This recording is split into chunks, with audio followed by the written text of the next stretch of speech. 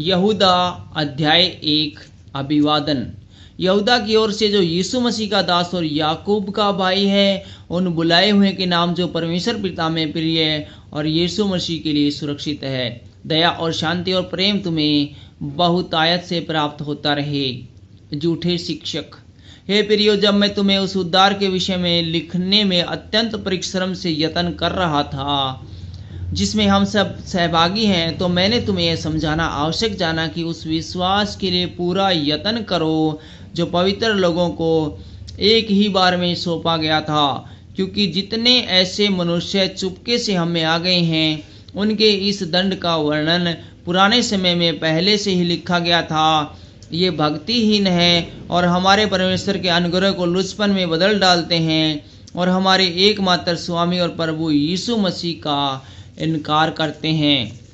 पर यद्यपि तुम सब बात एक बार जान चुके हो, तो भी मैं तुम्हें इस बात की शुद्धि दिलाना चाहता हूँ कि प्रभु ने एक कुल को मिस्र देश से छुड़ाने के बाद विश्वास न लाने वालों को नष्ट कर दिया।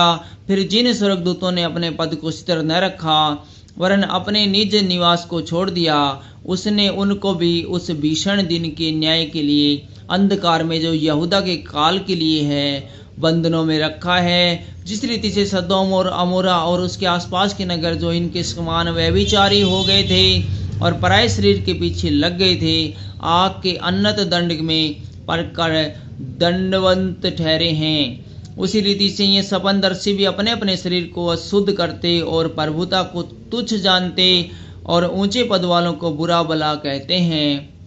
परंतु प्रधान स्वर्गदूत मिकाइल ने जब शैतान से मूसा के शव के विषय में वाद विवाद किया, तो उसका बुरा भला कह के दोष लगाने का साहस नहीं किया, पर यह कहा, प्रभु तुझे डांटे। पर ये लोग जिन बातों को नहीं जानते उनको बुरा भला कहते हैं, और जिन बातों को अचेतन पशुओं के समान स्वभाव से ही जानते हैं, उसमें अपने आप को नष्ट करते हैं। हाय उन पर, क्योंकि वे कैन की सी चाल चले और मजदूरी के लिए बिलाम के समान भ्रष्ट हो गई और कोरह के समान विरोध करके नष्ट हुए। ये तुम्हारी प्रेम स्वभाव में तुम्हारे साथ साथ खाते पीते समुद्र में छिपे हुए चट्टान सरीके हैं और बेधड़क अपना ही पेट भरने वाले रखवाले हैं। वे निर्जल बादल हैं जिन्हें हवा उड़ा ले जाती और पतझड़ के निष्फल पेड़ हैं जो 2 बार मर चुके हैं और जड़ से उखाड़े गए हैं। ये समुद्र के प्रचंड हिलकोरे हैं जो अपनी लज्जा का फैन उठाते। ये डावाडोल तारे हैं जिनके लिए सदा काल तक घोर अंधकार रखा गया है।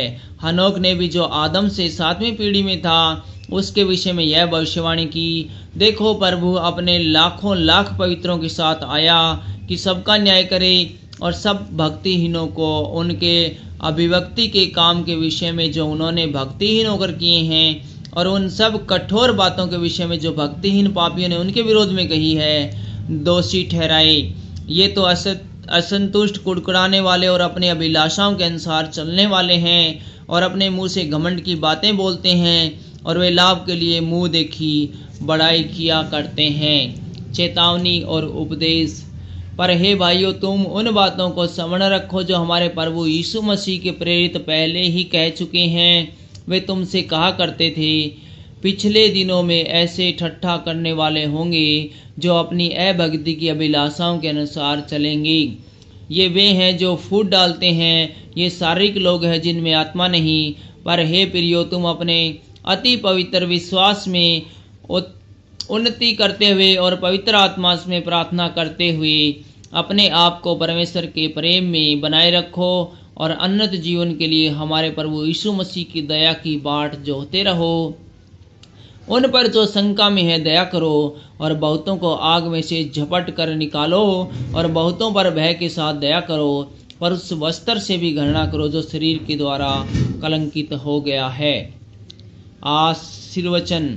अब जो तुम्हें ठोकर खाने से बचा सकता है और अपनी महिमा की भरपूरी के सामने मगन और निर्दोष करके खड़ा कर सकता है, उस एकमात्र परमेश्वर हमारे उद्धारकर्ता की महिमा और गौरव और पराक्रम और अधिकार हमारे प्रभु यीशु मसीह के द्वारा जैसा महान काल से है, अब भी हो और युगानुग होता रहे।